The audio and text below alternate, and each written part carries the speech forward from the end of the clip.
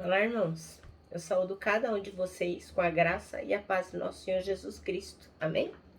O meu nome é Miriam Anita e eu estou aqui para compartilhar com os irmãos aquilo que eu entendi do texto Hora do Dia do Fim. Esse texto foi escrito por Bárbara Cabral. Ele consta do Manancial, que é uma publicação de meditações diárias da União Feminina Missionária Batista do Brasil. Então é um texto que não foi escrito por mim, eu só vou ler realmente e dizer para os irmãos aquilo que eu entendi, ok? Eu gostaria de iniciar orando. Senhor Jesus, em teu nome pedimos a tua bênção para que possamos entender a importância de proclamarmos o teu amor e de proclamarmos a tua volta. Obrigada por tudo, em teu nome que oramos. Amém. Bom, irmãos, então o nosso texto bíblico de hoje está em Mateus 24, de 6 a 14. E diz assim, olha: Não tenha medo quando ouvirem o barulho de batalhas ou notícias de guerras. Tudo isso vai acontecer, mas ainda não será o fim. Uma nação vai guerrear contra a outra, e um país atacará outro.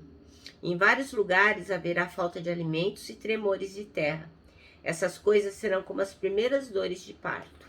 Depois vocês serão presos e entregues para serem maltratados, e vocês serão mortos. Todos os odiarão por serem meus seguidores. Nessa época, muitos vão abandonar a sua fé e vão trair e odiar aos outros.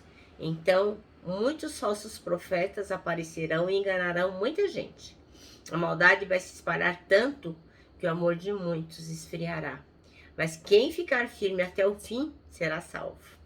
E a boa notícia sobre o reino será anunciada no mundo inteiro como testemunho para toda a humanidade. Então virá o fim. Amém? Bom, irmãos, então o nosso texto, o nosso versículo de hoje é o 6. A irmã Bárbara Cabral escolheu o versículo 26, que diz assim, olha: Vocês ouvirão falar de guerras e rumores de guerra, mas não tenham medo. É necessário que tais coisas aconteçam, mas ainda não é o fim. Aí ela comenta aqui: vocês sentem que os dias estão passando cada vez mais rápido? Eu tenho essa nítida impressão a cada momento. Parece que eu inicio o trabalho na segunda, assim, e quando eu olho já é sexta-feira. Outra coisa que ela menciona é se você tem nojo das notícias nos jornais, né? De tanta atrocidade, tanta violência, tantas imundícies. Você sente medo ao pensar que pode haver uma terceira guerra mundial? Ela tem. Então, certo dia ela conta que ela foi ao centro da cidade com a família dela. Tava um calor danado, as pessoas iam e vinham, tinha buzina, fumaça, carros de som, tava aquela confusão de tipo aquelas ruas super hiperlotadas. Então era um dia típico de comércio. De repente, ela e a família dela ouve o quê? Uma trombeta, um som de trombeta, um toque. Aquele tipo de música que anuncia a entrada de rei nos filmes. Por alguns segundos, ela e a família dela e muitas pessoas naquela rua pensaram: nossa, Jesus voltou? Jesus voltou? Não, na verdade era um irmão evangelista.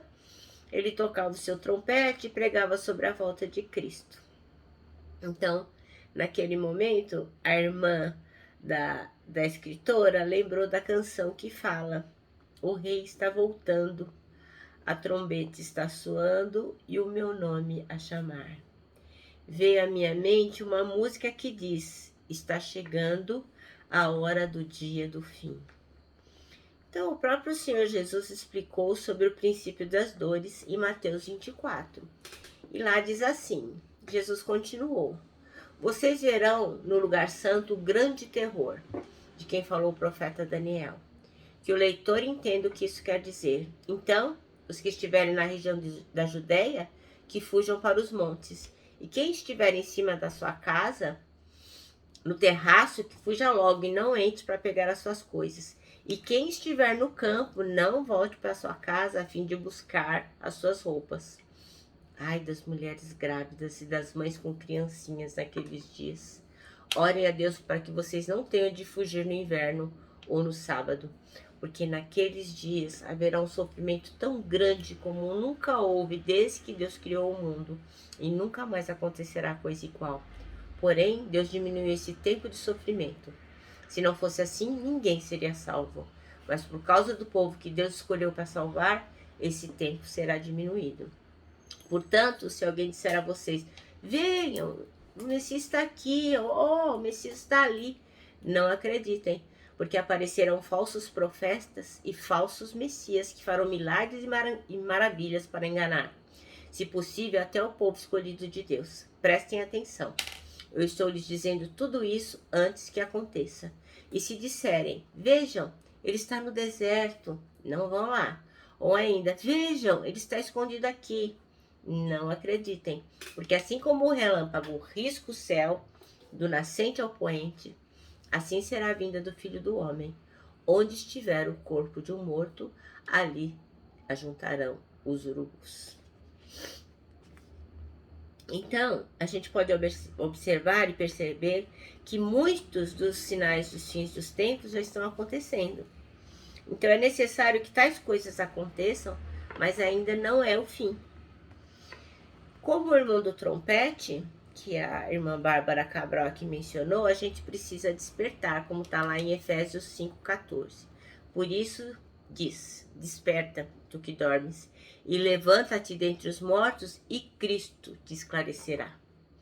E anunciar o mundo enquanto há tempo, como está escrito em João, capítulo 9, versículo 4. Convém que eu faça as obras daquele que me enviou enquanto é dia, a noite vem, quando ninguém pode trabalhar. E que aquele que vem virá e não tardará. Hebreus 10, 37. Porque ainda um pouquinho de tempo e o que há de vir virá e não tardará. Então, quando o evangelho do reino for pregado em todo o mundo como testemunha a todas as nações, então virá o fim. Quem perseverar até lá será salvo. Eu quero contar uma historinha para os irmãos, sabe? Havia uma jovem que ela tinha, assim, a maioria das coisas que todo mundo sonha. Um marido maravilhoso, uns filhos perfeitos, um emprego que pagava super bem, uma família super unida. Mas o estranho é que ela não conseguia conciliar tudo isso.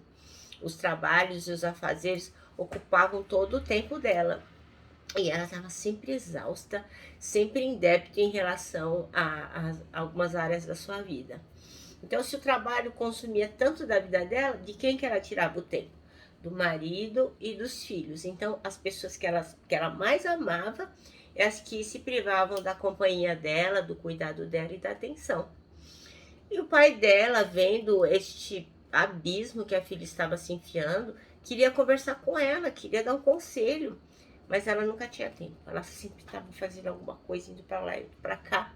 Até que um dia, o pai, tentando ajudar, deu para ela de presente uma flor muito rara, raríssima, e falou: olha, filha, vou te dar esta flor, é uma flor raríssima.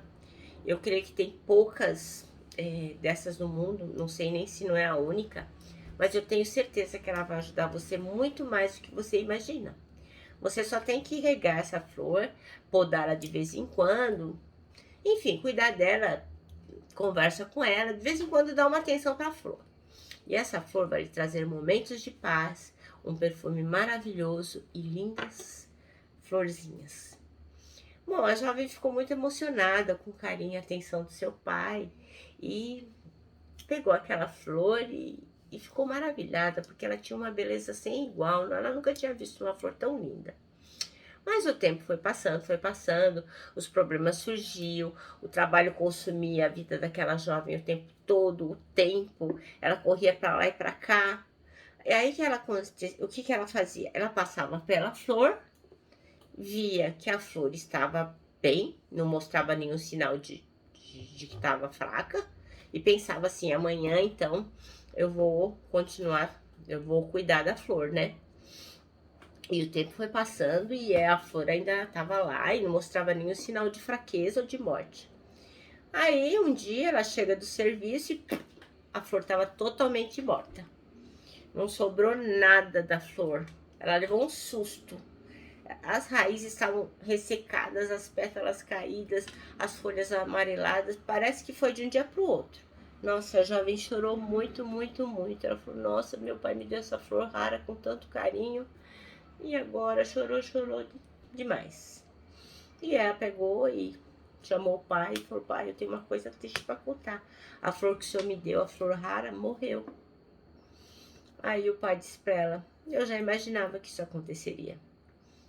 Felizmente eu não posso te dar uma outra flor dessa, porque esta flor é uma flor rara, é única. Mas finalmente agora que você parou, que você está chorando, eu posso te dar um conselho. Assim como os seus filhos, o seu marido, a sua família, tudo isso são bênçãos que Deus te deu, você tem que aprender a cuidar delas. Porque se você não der atenção, se você fizer como fez com a flor, não cuidar, os sentimentos deles também vão morrer. Você se acostumou a ver a flor todo dia lá? Estava sempre boa, viçosa, sempre perfumada, florida, e se esqueceu de cuidar dela.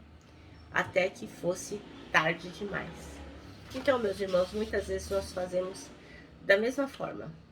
Assim a gente é com as nossas relações, assim nós somos com as coisas do Senhor.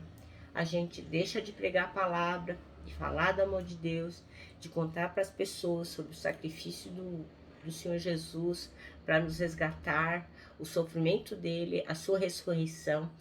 Deixa de falar que ele virá nos buscar. E a gente acaba não se importando, porque parece que todos os dias são iguais. O dia vem, a noite vem, e como aquela moça, a gente olha para o dia e fala, amanhã é um outro dia, tá tudo bem, Jesus não voltou, então amanhã eu vou ter tempo, então, de falar para os meus amigos, para as pessoas que eu amo, sobre o amor de Jesus Cristo. E sabe, às vezes, amanhã, como para a flor, pode ser tarde demais. Então, voltando aqui ao texto, vamos arrebanhar vidas, pois em breve vai soar a trombeta. Nosso manancial termina assim: a hora do dia do fim está chegando. Você está anunciando a Jesus para encurtar os dias maus? Bom, irmãos, eu me despeço aqui com meu abraço fraternal, com meu abraço diário de ursa. Lembrando que em 2021 ninguém solta a mão de ninguém. E lógico, né, com a nossa palavra de ordem que é saudades.